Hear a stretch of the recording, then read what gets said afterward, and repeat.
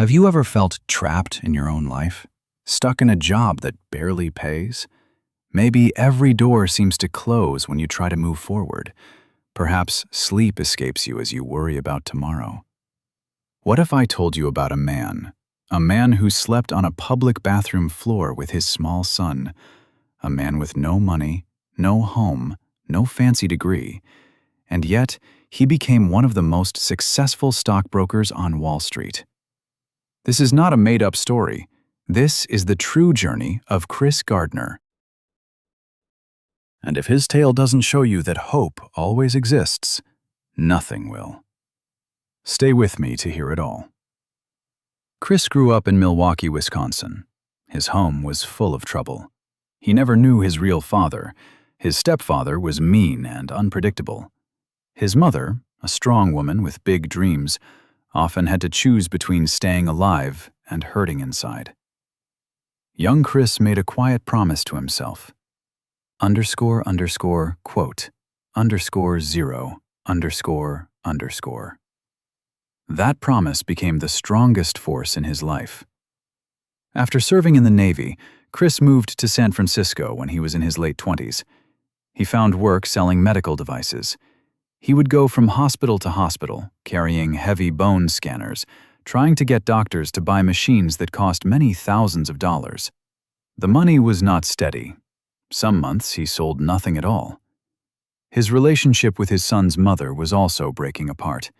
They fought all the time, about money, about the future, about everything. But the hardest part wasn't being poor. It was feeling like he was running as fast as he could, yet going nowhere at all. Every morning, Chris put on his one good suit. He loaded the scanner into his car. He knocked on hospital doors. And every evening, he came home tired, wondering if the next day would be different. One afternoon, as he walked through the financial part of San Francisco, Chris saw something that made him stop. A man stepped out of a bright red sports car. He wore an expensive suit.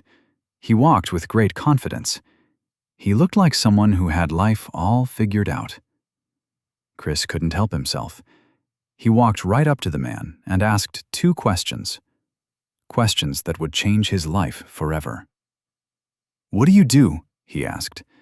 "And how did you get to do it?" The man smiled. "I am a stockbroker," he said. Chris had never thought about working with money before. He had no business degree. He knew no one on Wall Street. But something about that moment, the car, the confidence, the feeling that anything was possible, lit a fire inside him that could not be put out. He thought to himself, if that man can do it, why can't I? Chris applied for a training program for stockbrokers at a big financial company in San Francisco. It was very hard to get into the program, but Chris kept trying. He called them. He showed up. He impressed the manager who did the hiring with how determined he was. He was accepted. But there was a terrible catch. The program paid no money. For 6 months, he would work full-time. He would study for a test to get his license, and he would earn absolutely nothing. Chris took the chance. He had no other choice. This was his one shot. But within a few weeks, everything went wrong. His girlfriend left, taking most of the little they had. His landlord, tired of payments that were late, locked him out of his home. He could not afford childcare for his son. So he brought the boy with him, to the office, to the library, to the streets. Chris Gardner, a man training for a job on Wall Street, was now homeless, with a little child. Then, a moment happened in Chris's story that has stayed with millions of people. One evening, with no place to sleep, Chris took his small son into a subway station bathroom. He locked the door. He spread a thin blanket on the cold tile floor. He held his boy close, trying to keep him warm.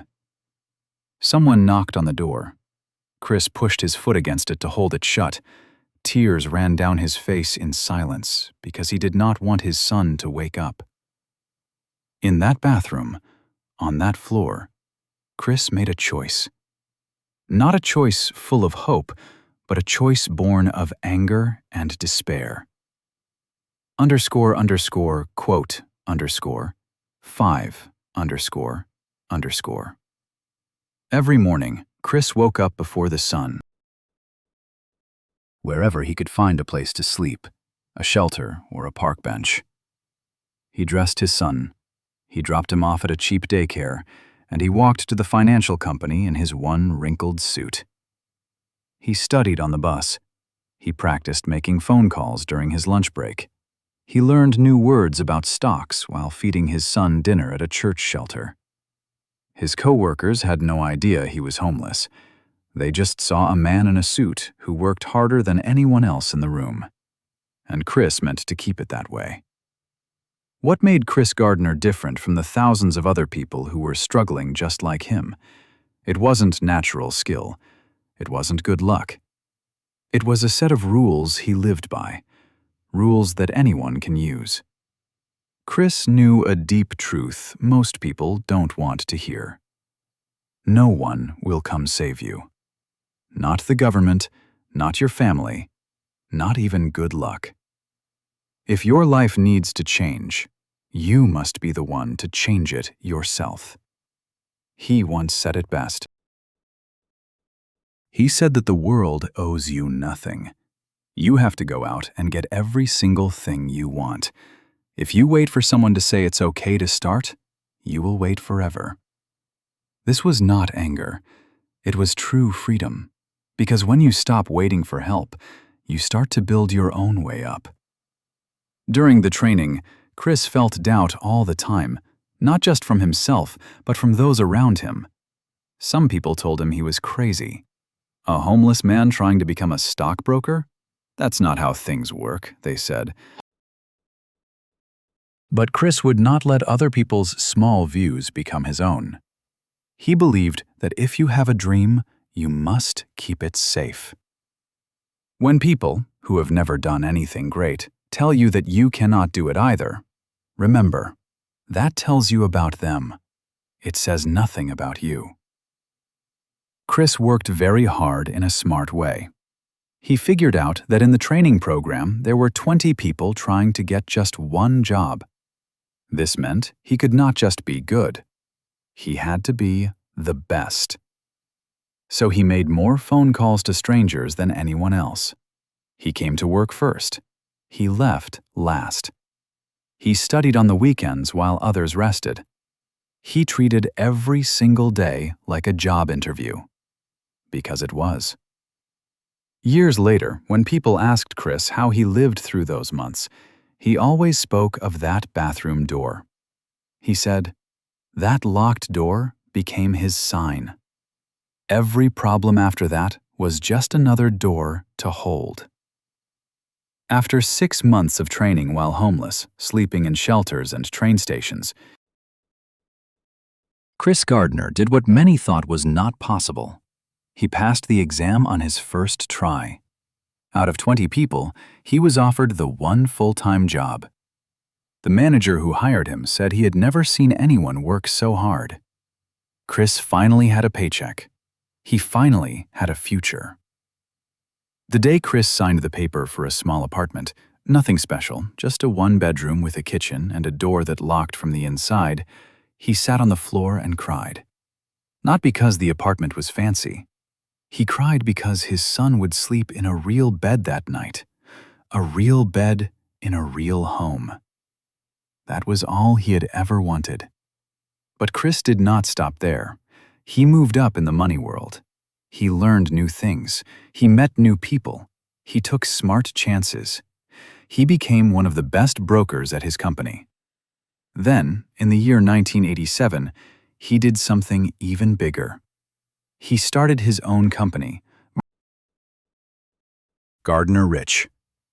He had only $10,000 and a small office in Chicago. People doubted him again. A man with no fancy degree, no rich family, no powerful friends, starting his own company? But Chris had already slept on a bathroom floor. Starting a business was easy compared to that. Gardner Rich grew. It did very well. In just a few years, the company was handling millions of dollars for people. Chris Gardner, the man who once had no money for food, became a very rich man. His story was put in a book. It was made into a big movie. Millions of people all over the world heard about the homeless father who would not give up. But when people asked Chris what his biggest success was, he never talked about the money or being famous. He said, quote, 7. My friend Chris Gardner's story is not just about money or high finance. It's about something much more important. It's about the power of saying no to your current situation. You do not have to let it be your ending. Here's what many people get wrong about doing well in life. They think they need the right past, the right schooling, the right time. They think things must be perfect before they can start. Chris had none of that. He had a wrinkled suit. He had a sleeping child. He had a locked bathroom door. And he built a giant business. The difference was not what he had. It was what he would not accept. So if you are watching this and feel stuck, let me share 3 things Chris Gardner's life teaches us. First, stop waiting for everything to be perfect. Perfect conditions do not exist. Chris started his journey when he had no home. You can start yours from right where you are now. Doing something, even if it's not perfect, is always better than waiting for a perfect plan. Second, protect your dream from people who cannot see it. Not everyone will understand what you want to do. That is okay. Their doubt is not your truth. The only thoughts that truly count are the ones you tell yourself when nobody else is around. Third, make a promise to yourself and make sure you keep it. Chris promised himself that his children would always know their father. That promise gave him a strong reason to keep working hard, to pass his tests, to build his own business. Find your own promise, that one thing that is more important than your own comfort, and let it pull you forward.